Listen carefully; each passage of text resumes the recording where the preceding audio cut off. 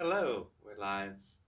Welcome to this video. I'm going to be sharing about the new moon that's coming up tomorrow, September 6th at 8 a.m. So we'll be feeling the effect of it today as well. And it will really set the stage for the rest of the month of September. I will also talk a bit about other things coming up throughout September, such as the Mercury retrograde, that the shadow phase begins September 7th, right after the new moon. So thanks for tuning in. I am available for readings and chart analysis if you want to dive deeper. And at the end of the video, if you post your ascendant, or even better, if you post your chart, we can take a look at how this might be affecting your chart.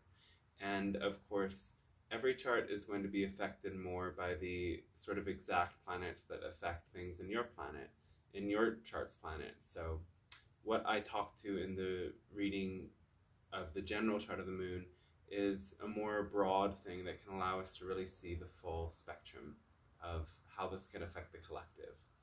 So right now in Virgo season, we're about dialing things in more meticulously.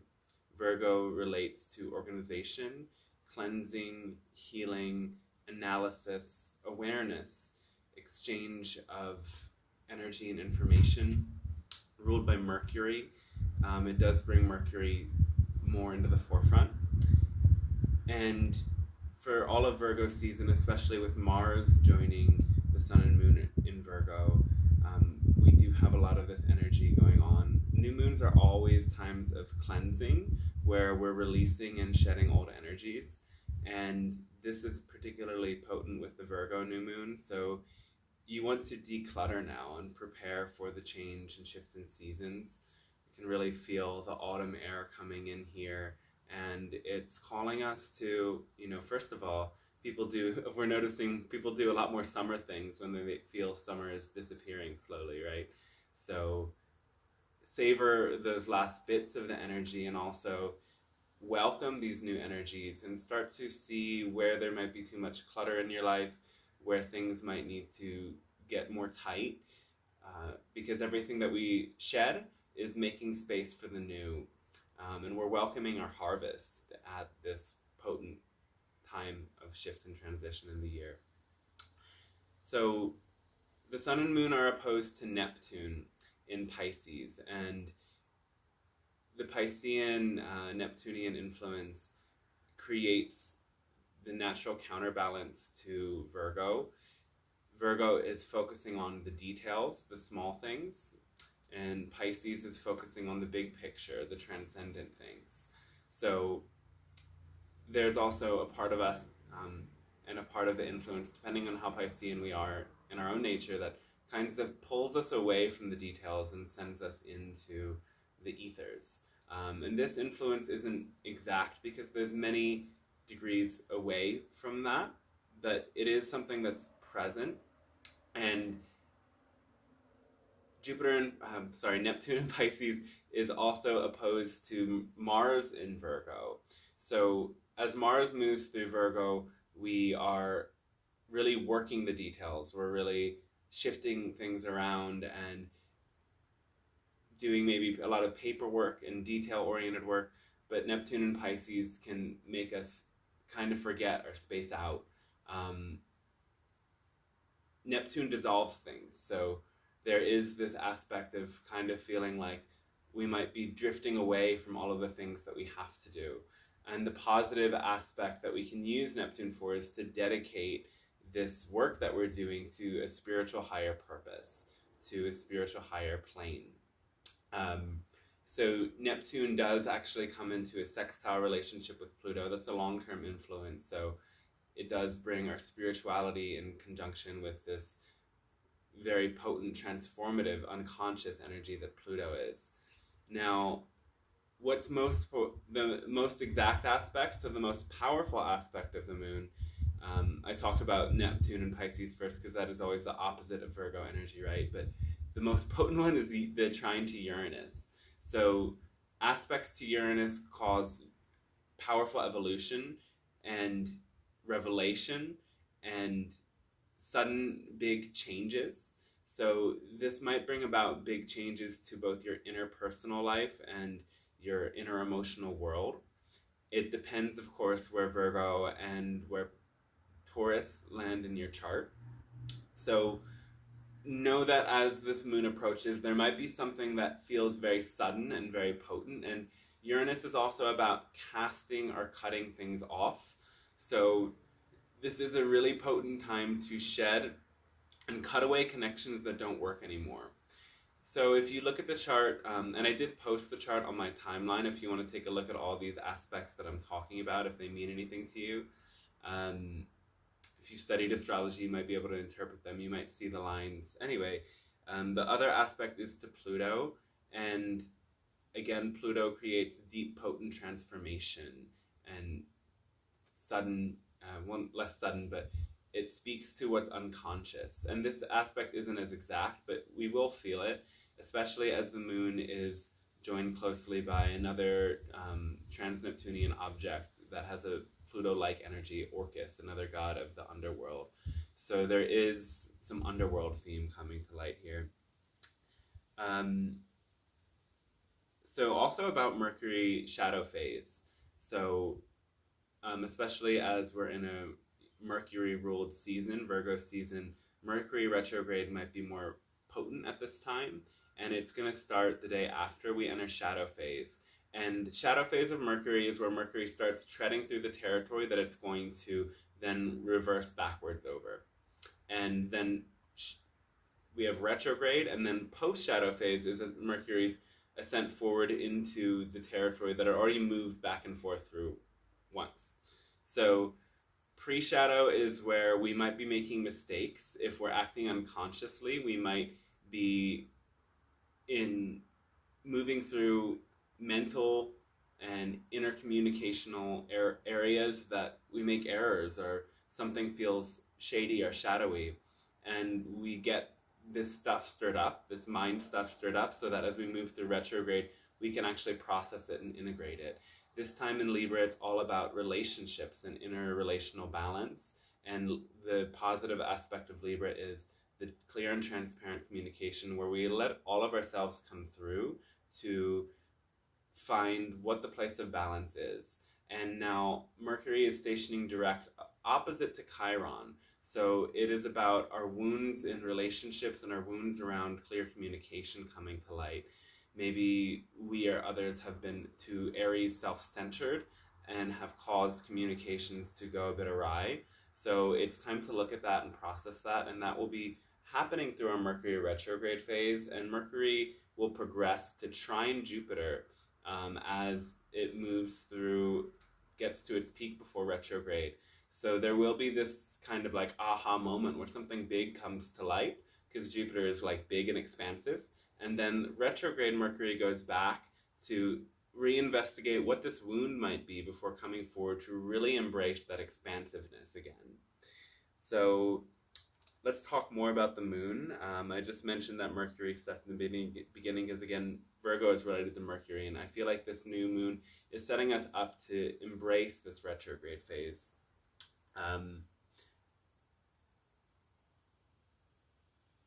On to the next. So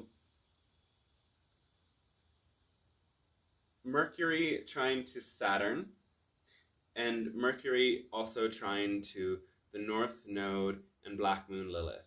So this is a grand air trine, whereas there's also a grand earth trine, again through Sun, Moon, and Uranus and Pluto.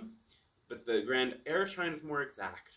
So there is this energy of harmonious trine, air, expression, communication. And Mercury trine to Saturn means that we can be very exact with our words, very practical with our words, and have a purpose. So Saturn always brings in this seriousness.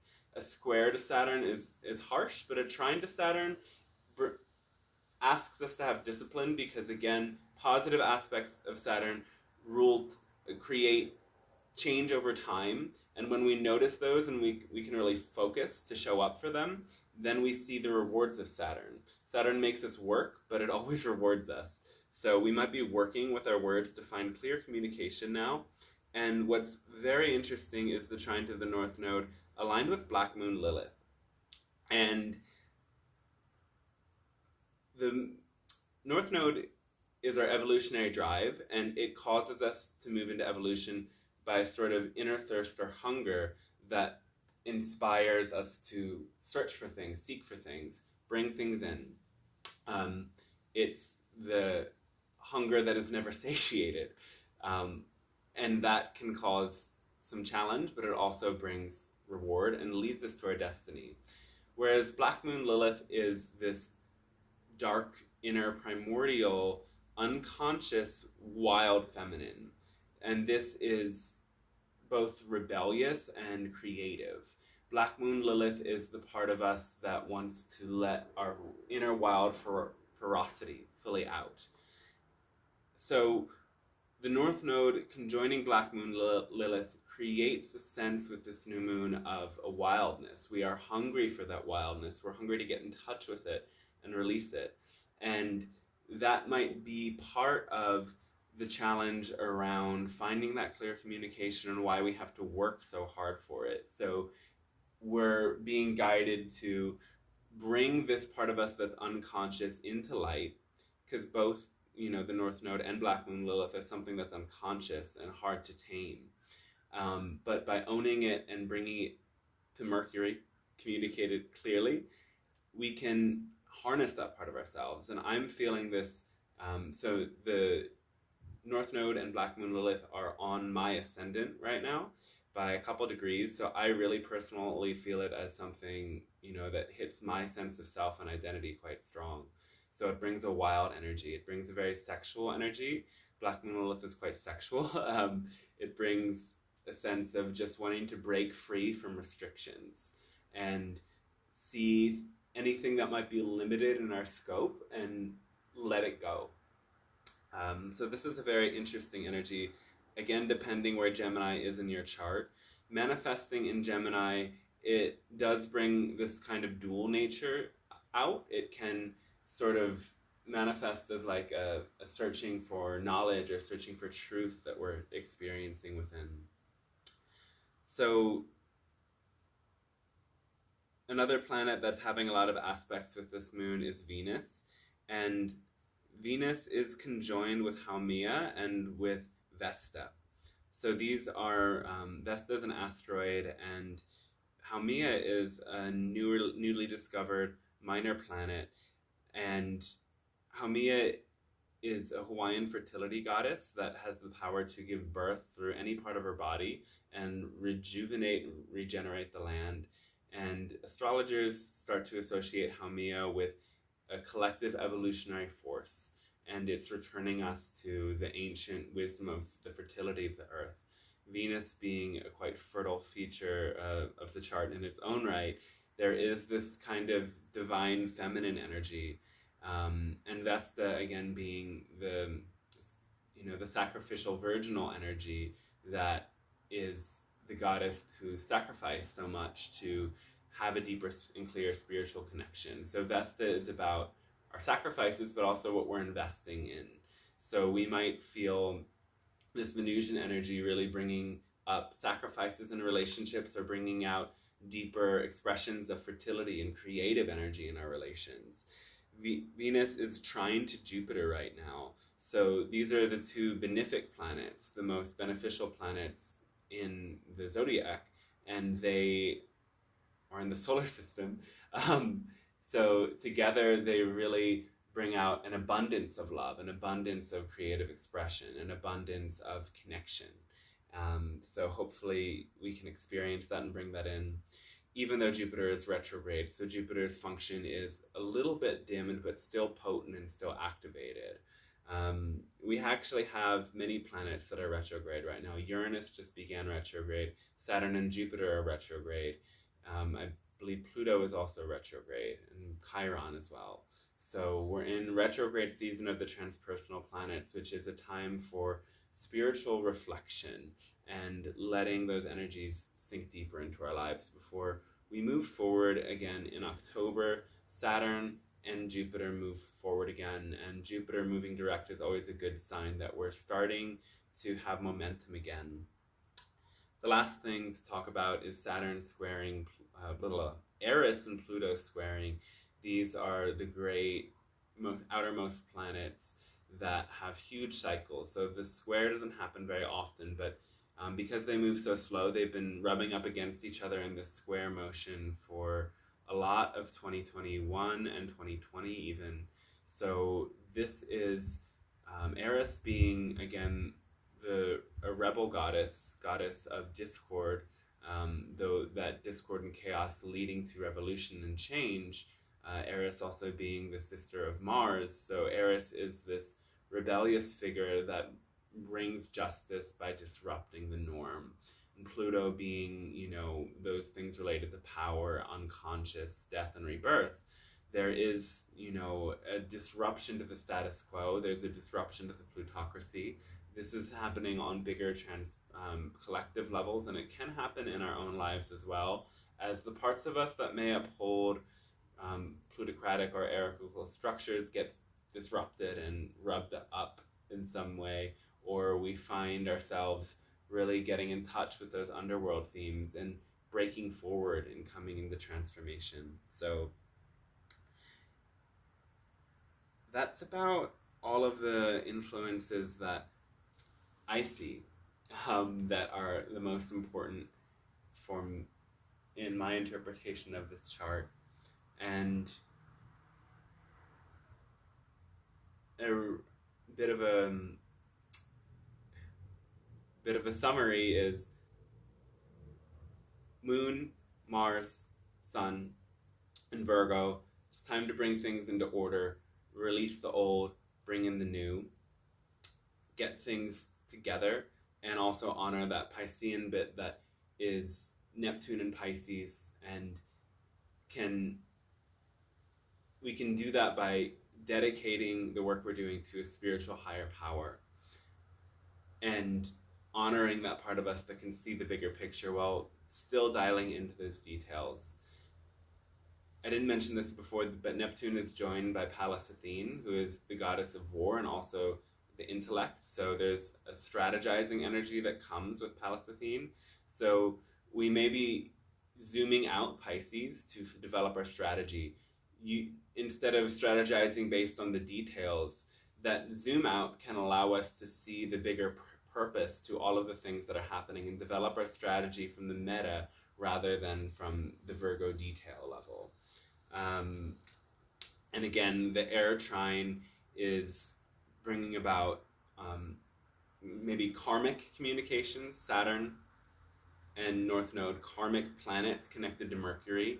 So the words and the actions, what you're speaking now is amplified because it is karmic in its nature.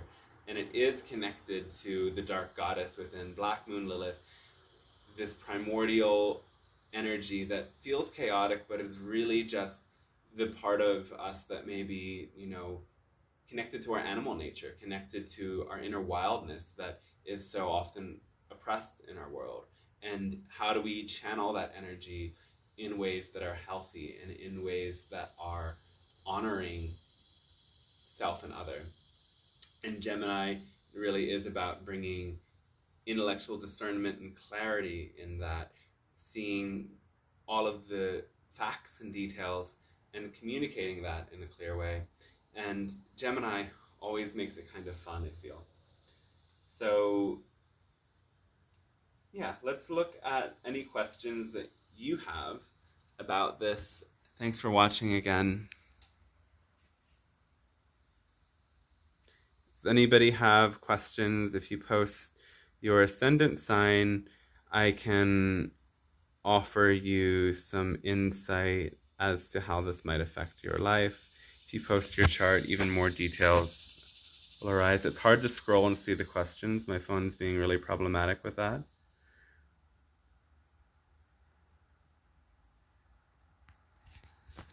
Come on, phone.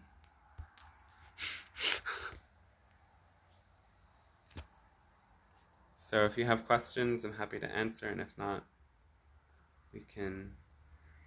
Virgo rising, so that lands in your first house, Shelley.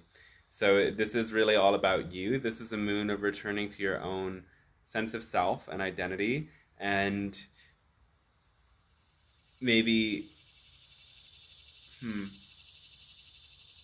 yeah, something sudden might happen. Something new might arise in your sense of who you are and your sense of self because of the trine to Uranus. It brings revelation, so it might be a time for seeing something new about yourself that you haven't really been able to see before.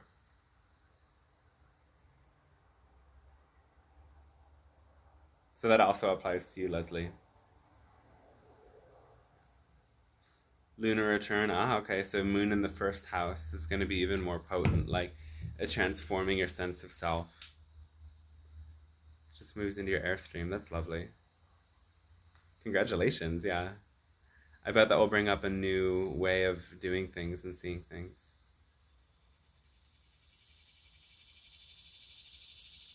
I have fourth house Virgo, so this is kind of really about going back towards the past and connecting with the home and family. I'm like a homebody right now. There's things that are happening out there, but fourth house is all about being with your roots and being at home. So I'm just kind of chilling. There's more people watching now than there were when I was really sharing the details, so that's interesting. If you guys have more questions, I'm happy to talk about it more. I'm really like moved by this like Lilith North Node stuff. It's feel like so much inner ferocity from it. Like the North Node really brings that Lilith energy that's sometimes in the background to light, and there is like a certain ferocity alive now, and I feel it in other people as well. Noticing also, Black Moon Lilith connects with pregnancy and gestation and cycles of growth. It has a 9-month orbit, so it is really directly related to pregnancy. So, we, with this influence, we might feel like pregnant with ideas, or like we're giving birth to something, or like, something cyclical in that nature. One of my roommates recently experienced pregnancy, and it's going through a process around that. So I feel that kind of fertility energy in the air. I also looked back at the cycles of Black Moon Lilith in the North Node, and it happens basically every 12 years that these planets conjoin. So it isn't very common for them to unify. So 12 years ago, it happened, in 2009 I saw, and it happened in the sign of Capricorn. So when planets conjoin, it creates a cycle until they join again. So Capricorn versus Gemini are in conjunct. They are different elements, incompatible elements and incompatible modes. So, being cardinal Earth, that last cycle of Black Moon Lilith in the North Node was very practical, and like using this wild side of us and the evolutionary force in perhaps a very practical, pragmatic, traditional way. And now in Gemini, it's like we're opening our mind again. We're looking at new possibilities. We're trying to bring in information. We're using this part of ourselves in a more childlike way, as well as Gemini kind of has a childlike quality. So there's a certain like innocence that's birthing through that as well.